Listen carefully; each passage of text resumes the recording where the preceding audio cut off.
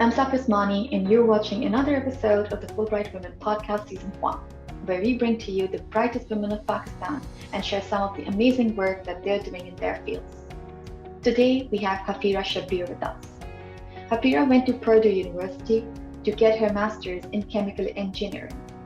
Currently, she's a PhD candidate at Clemson University. Being a woman in STEM, Hafeera feels strongly about the experiences, journeys, and challenges of women who are working in STEM. I cannot wait to speak with her. Let's welcome her. Hi, Hafeera. How are you? I'm doing good. How are you? I'm pretty good. Thank you for doing this with me today. Finally, we're able to get on a call and get this conversation going. Yeah, thank you for inviting me, and I'm very excited to talk about my experiences and about STEM in general in Pakistan. Of course. Glad you said that actually, because I was thinking about one thing. We do hear that women are astronauts, engineers, doctors, women in tech. All of that is true.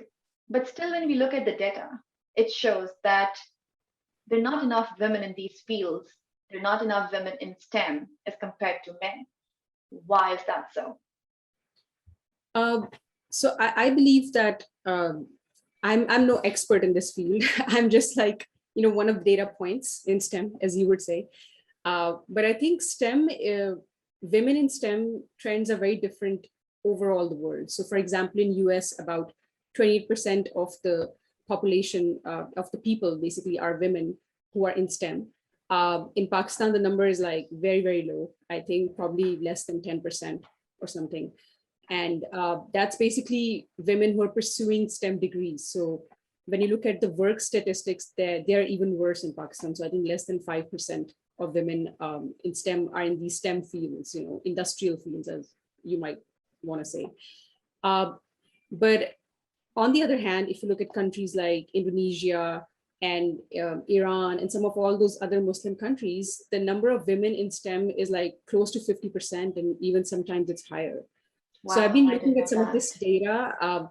It's actually very interesting. It's a subject, a lot of research, like why in a country like US, where, it's supposed to be more liberal and there are supposedly no roadblocks in women's education, why don't more people opt for STEM? And I have looked at the data, and based even on my own previous experience being in Pakistan, I believe that the reason that in Muslim countries, or where women actually don't have a lot of opportunities for education, and I think it's the reason that they probably choose STEM has more to do with the fact that it's the only option out there. The more lucrative jobs are in STEM, for example, medicine, engineering. So I mean, if they are pursuing education, they are pushed more towards these fields. So I don't think they're really opting for these fields. It's more about options that they're provided. Because STEM, if you would consider, most of these fields are still, even in developing countries, are much more lucrative job-wise than, for example, humanities or, arts or performing arts or whatever, right? So I think that's some sort of research that I've gone through. And it's quite interesting to just look at the data and everything. Even in my experience here in Pakistan, when I was pursuing a degree in STEM, I felt that it was more like, okay, you scored well in your A-levels and then you're just expected to pick medicine or engineering, or, really no one could think that, oh, I would actually go for some studying, I don't know, maybe English literature, right? Even if you're scoring, it's more like you're pushed into that STEM direction, even here in Pakistan, if you score well. And so I think it's more of a trend thing here in developing countries, because they feel like, oh, this will lead to more economic prosperity. So I do want to get further into detail about this, because there are other factors that we have to look into when we talk about gender and STEM. But before we get into that, I want to talk about your personal journey. Why did you choose chemical engineering? So I was actually very confused. I wanted to know that, I actually knew that I wanted to pursue a degree in STEM. So even from when I was in 7th, 8th grade, I would be just more interested in the sciences than, for example, the other subjects. So I was like, yeah, I'm definitely going to do something in science. But I really couldn't decide till the very end, what I wanted to do. So, the only options there were pursue a degree in engineering or medicine, right? So in my A-levels, I took both the options. So I had biology and math. So I could literally apply to all, engineering schools as well as like medical schools at the same time. And interestingly, I actually got into med school and spent like a 1 year over there. But I was kind of like forced into it. And I felt that, okay, I don't think I want to pursue medicine as a profession. So then I switched to engineering after a year, spending some time in like med school, and we're just feeling that, okay, I don't really see myself as, as a physician or a practicing doctor or whatever. So then I switched to chemical engineering, and the reasons were like, I just wanted to actually work in like pure sciences, but in like a pure science degree, like, bachelor's or master's in chemistry was actually something that people who had no option pursue in a way, right? They're sort of like the general, idea that's there in Pakistan. So I was kind of like discouraged from pursuing that. So I ended up pursuing like chemical engineering, and like that was my undergrad. And that's how I sort of like got into the field in a way. Mm-hmm. So we do notice, even in medicine or other fields in Pakistan, I would say that there are a lot of girls are there enrolled in colleges and universities, getting the degree. But once it comes to the professional field, actually practicing your degree, a lot of them opt out of the situation, right? While we're going to get into why that happens, I first want to talk about, because you have pursued it professionally as well. Has there been any kind of gender-based stereotypes that you have experienced or your colleagues, female colleagues, have experienced over all these years? So there have been countless issues. I mean, there have been so many incidents that I really can't even keep track. So I think most of the reasons that women in Pakistan do not pursue STEM fields, like, professionally pursue them, is because of all the societal factors, right? So it's hard enough to get an education and to actually pursue that in a very male-oriented society, and in fields like engineering, where there are like not a lot of women, is very, very difficult. So I think when we were applying for like different jobs, I remember when we were about to graduate, when I was about to graduate with an undergrad, so we were just looking for jobs and we were getting interviews from all of these big companies.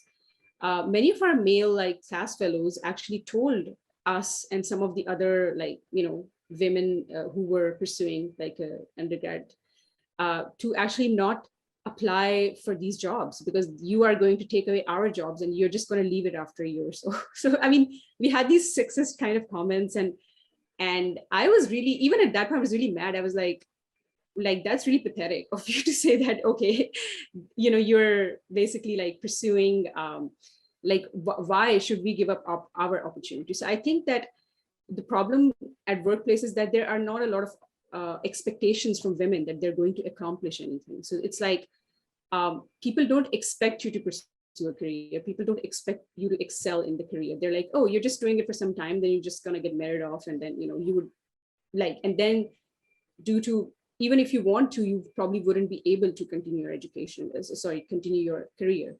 So I think so they're not really, so I think companies are not really making an effort to I would say that, even facilitate women to actually pursue their career. So I think very few companies have not good maternity leaves, or even I would say that, like daycare facilities on for example, on the side that women are supposed to work on.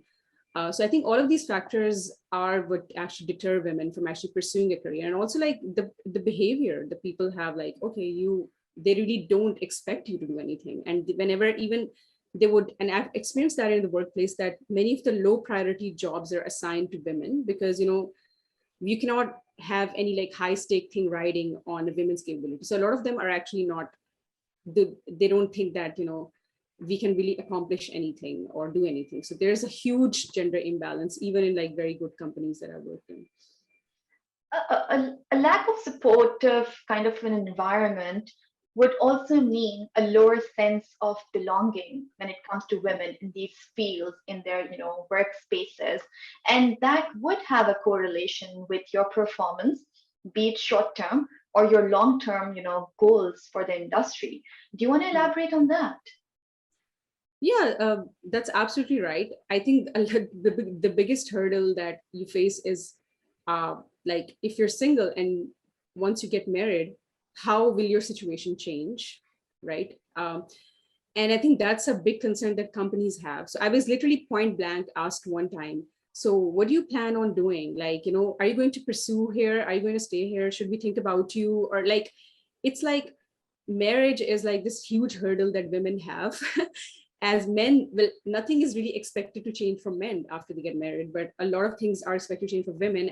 And they're like, yeah, that's going to happen. You're going to leave the job. So we shouldn't be investing our resources on you or, thinking much about your career growth. Because yeah, I think initially when you're starting a career, you don't know much. And you need a lot of mentorship and guidance and, planning with your managers, like, oh, what am I going to pursue? What roles would be suitable for me, as I'm progressing and going up. So so I think that is a huge factor. I mean, just the emotional, I think, stress on us, like, oh, there's so much uncertainty on our workplace, and like that's not the biggest priority, right, for us. So yeah, I think that really contributes to it. Also, I believe, yeah, like I feel like literally no place in Pakistan and no workplace in Pakistan really considers like how working women are going to balance, their work and life, because they have some responsibilities at home and they have to work on even like, like I worked at a manufacturing facility and we just had one person who was who was married and who had a kid, and she was crazy. I don't know how she managed it. Like she was going crazy. She was always stressed and she was always like overworked and I mean, it was very, very difficult for her to manage as well. So yeah, I understand what you're trying to get at, because it's like the entire system, the patriarchy and everything just makes it overwhelmingly, difficult for women to just find a balance in their lives, right? While it may not be the same for men, they may have their own sets of challenges, but this may not be as bad for them. Having said that, we know the issue. We know that the system is designed, the structure is designed against us, right? What are some of the things you think that women can do in order to improve their sense of belonging in these fields of STEM, should they choose to go for them? That's I believe it's a difficult situation to navigate because first of all, I think there's power in numbers. So if you don't have a lot of people, then your issues will not be highlighted as much. So there are already very few women in STEM, and I'm seeing some activities. So for example, I'm part of some WhatsApp groups where they're women who are who are running these groups and just supporting each other in their endeavors, like career and just from different walks. So I think first of all, all the women should get together and talk about it and have forums or outlets to meet, to discuss, and and just talk about the general issues that women particularly face, particularly harassment, because you hear all of these stories, because it becomes even more difficult to actually stand up when you're just one person and there are like 500 people, men who are there in your workplace, and if there's something that happens that makes you uncomfortable, it's even harder to say what you have to say. So I would say that first of all, they probably should get together. They should probably talk to each other about all of these issues, and find some. I think sisterhood is important there. Also, I believe that a lot of companies actually are using like gender equity and all of these best buzzwords, and most of the time they're more like there's more of a tokenization over there. Like, oh, we have hired a female. And we're just like going to push her to the forefront in all the meetings and saying, oh, we are very diverse. We have this female workforce, but in actuality, nothing like that is happening. Like, you're not really assigning them important tasks, or you're not really making any effort to really integrate them and just hiring them. And they should be just thankful that they've been hired. So I believe that it's important to speak up and actually use our privilege in a way that because everyone is privileged in one way or the other. So you have to find your own strengths. So where can you actually because there are managers who are sympathetic to your situation and who are genuinely like, interested in like fostering real gender equality. So I think you should need some male allies as well over there. Like, okay, so take help from them. Also, I believe that mentorship is very important, and women should not shy away from getting mentorship from like older professionals, right? And most of these professions are not women, they're men. So I think there is an disadvantage over there as well, where, males would easily be like hanging out casually and getting advice or, ways to navigate things, whereas we cannot do that. So there are some like societal barriers as well to that. But I would say that we shouldn't like box ourselves in, also in our comfort zone, and just go out and try to find people who can also like mentor us and guide us throughout, our career journey and all of those things. That's right. I think if I heard you right, you also talked about, the visibility of women in STEM, those who are already there in the field, for younger girls who perhaps want to join, fields in STEM, it is also important for them to see some kind of representation of their gender in these fields, right? So visibility of women is basically an onus that falls onto the shoulders of women who are already in the field. That would segue into leadership of women, right? Can you talk about the role of leadership, women leadership in STEM? Did you have growing up, even right now, do you find women, mentors in the field? Do you look up to them? How are women helping each other? I would say that like I'm seeing more of that right now. I mean, when I was that was almost 10 years ago when I got my undergraduate degree. And at that point, a lot of like, even our university, like there was just one girl who actually went to a very remote place and worked there as a process engineer. And she was telling us horror stories, like, this happened, that happened. So I don't think it really helped the situation. But I mean, I remember I remember seeing one time on the university like notice board that there was a person who, a female who actually was an undergraduate from my university, and she was in US and pursuing and was like a professor back in some university.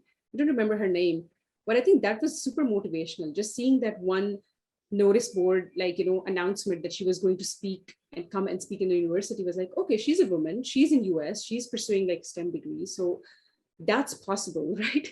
So you see, because sometimes it feels like, it's not even possible to, go abroad and like get like a good education in your field because it's so competitive and you don't know much, right? So then you see people, okay, so there are people who are like abroad and they're women who have actually pursued a career.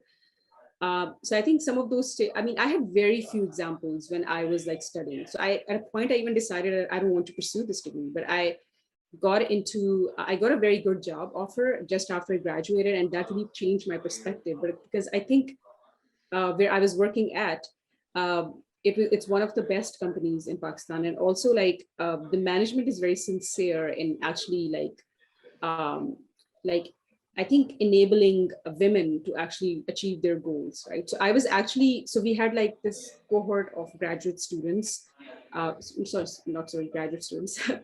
We had this cohort of like trainee engineers, and at the end of like every 4 months they'd be evaluated, and I was actually ranked on top all the time, despite the fact that I'm a woman. And so it was like, and the manager actually just came up to me and said that this has never happened before, right? Because we don't think, and he actually said that we have hired women, but we don't really expect them to be technically good or sound or good engineers. Like that's what he said, and he was really shocked. So I was like, I don't know if that's a complimentary, if you're just like, insulting all of us, but it seems like, but yeah, it seems like there is literally like no precedent. Like there, women, people don't have a lot of faith on, technical acumen of women as well.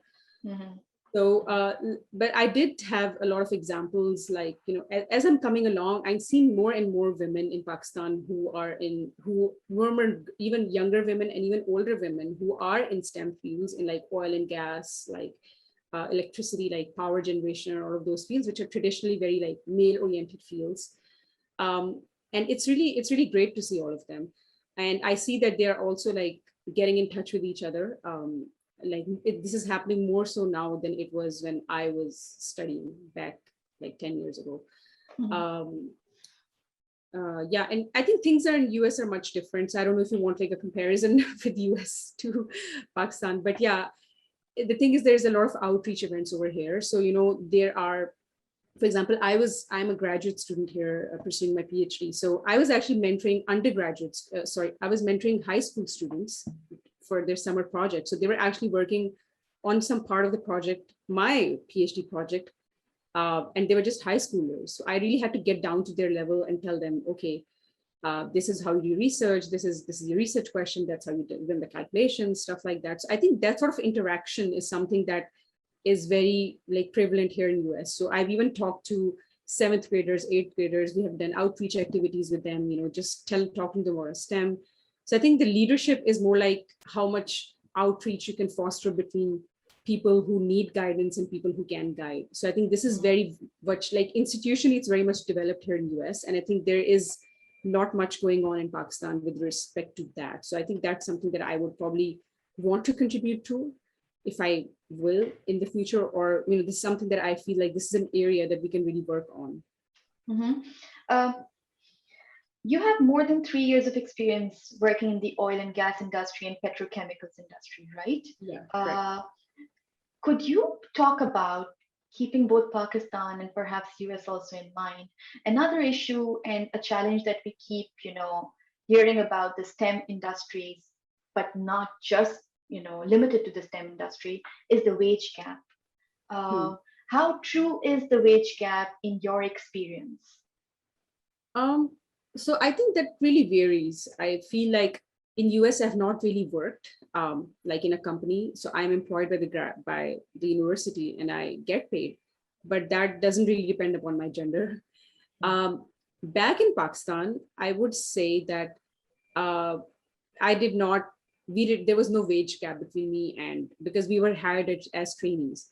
But I would see that as I switched to another company, they just, there was definitely like a preference to actually, uh, for the male employees that I could see. And over time, I figured that they were actually, that one of the employees was at the same level as being paid more than I was. So it's kind of hard because the paid area is not really open. So you really can't question it. But I figured it out. It was very disheartening.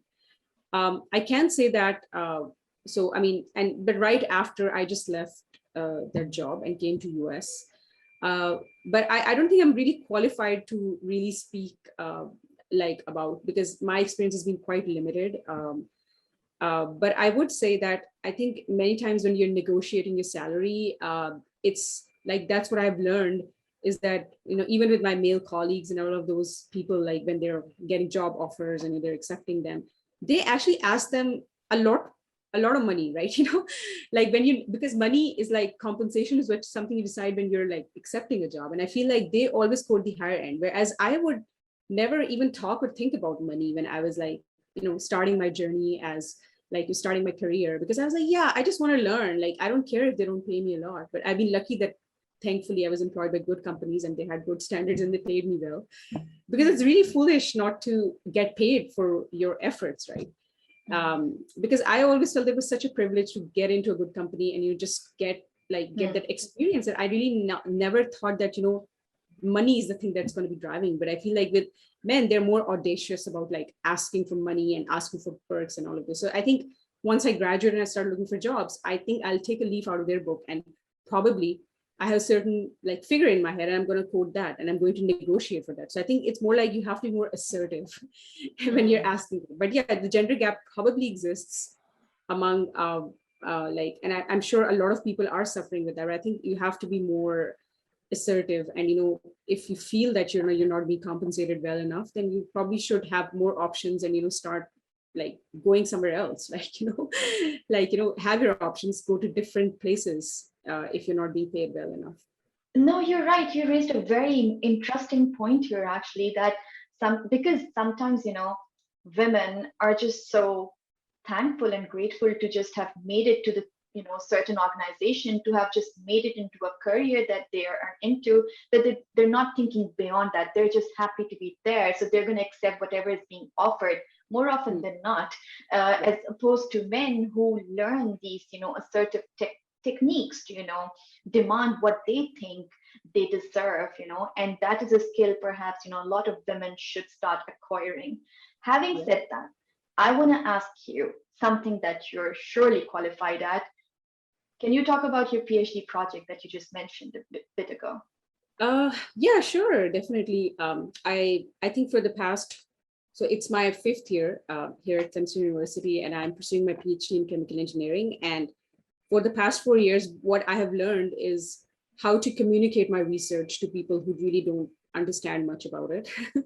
So I think that's like a very essential part of PhD that people may not know, is not just doing research. It's also like half of the time we are also learning ways to present our research. So, how to communicate scientific research to be at different forums, at conferences, for different levels of audiences. So I think I'll start from the very basics. My research is about catalysis. So I don't know if any of you took, but I think many people might be familiar with catalysis, but I will just tell what that is. So as you see, like most of the materials that we use around here are synthetic now. So even if the clothes that we're wearing are hardly like natural fibers, they're a mix of things like polyester, nylon, etc. So all of these materials that are around that are synthesized are basically done in industrial facilities, and they use these special materials called catalysts to speed up some of those reactions. So what's happening is that you're making, for example, you're making plastic or clothes or whatever, and those require some precursors, and those precursors need some chemical transformation. So it's basically chemical transformations that are occurring that actually get you to the product. So most of these chemical transformations require catalysts. So catalysts basically decrease the energy required for a particular chemical transformation. So they make the process more efficient. And it's a huge area of research where we're trying to figure out what sort of catalysts are good for what, and what sort of how to even make them better. So my research basically focuses on finding catalysts and trying to understand how they're trying to understand their mechanism of action, right? And we actually use quantum computations and density functional theory calculations to, which basically require these huge supercomputers to run to figure out like, okay, so this is the mechanism of the reaction, and what can we learn about, about how reactions are proceeding on these catalysts on a molecular level. The particular project that I'm working on is basically, I don't know, almost 10 years ago, if you were familiar or not, but there was this huge dip in oil and gas prices, and that was because US started accessing these shale oil and gas resources. And so usually the oil is the liquid part, and that's used in cars or in industry for power or whatever reasons. And the gas part is basically something that they would just burn on site. So my project is basically it's a huge project that's being funded by the Department of Energy here in US, and it's an Energy Frontiers Research Center that has all of these universities. So I think I'll just read off because I mostly forget all of them. There's so many. So there are two national labs, Argonne National Lab in PNNL, then there's Northwestern, Stony Brook, MIT, UC Davis, Minnesota, U of Chicago. So all of these universities and Clemson University, which is my university, are part of this huge project where they're looking at converting gases to liquids and looking at catalysts that would convert these gases to liquids. So different people here in the center work on different things. So they're looking at material characterization, for example. Some of them are running catalytic experiments. Some of them are developing computational methods. So and some of are just focused on like synthesis of these materials. So particularly what my work in the center is to actually build like models that would explain the kinetics and the reactions. So I'm mostly working computational. So my work is like mostly computational in nature. And I can pretty much work from home, which has been a blessing in the pandemic that I really don't have to go to the lab. But yeah, so the goal of this research is to basically figure out what catalysts are good for these gas to liquid transformations. So all of these gas that's being wasted can be converted to liquids and used for fuels or chemicals and all of those things. So it's more like improving catalyst as well. So we first want to understand how they work, and then we also want to figure out how to improve them in a way. So that would actually save us money when you're synthesizing these. Yeah. So how does this work? You said you're in your 5th year of PhD. How many more years are left? 1, and 2, then your project does that continue even after you've graduated? How does this work? Yeah, so the project has been funded by the DOE, and so it has these cycles. So it was first they gave funding for 4 years, and then later on they gave funding for another 4 years that will expire next year. So fortunately, my PhD will probably end next year when the project also expires, but they will also reapply for funding. But the thing is with me, PhD is really not time bound here in the US. So it's it depends on a lot of factors. We have certain requirements that you have to fulfill. So for example, you will have to appear for a qualifying exam and you have to pass that. So it's a comprehensive exam which admits you to the PhD candidacy. And then our department has certain requirements. So for example, you're supposed to present in certain conferences, and even the departmental seminar, you're supposed to have published a certain number of papers. You have to write your thesis, things like that. So once I fulfill those requirements, I will be able to graduate. So usually it usually takes 5 years for this PhD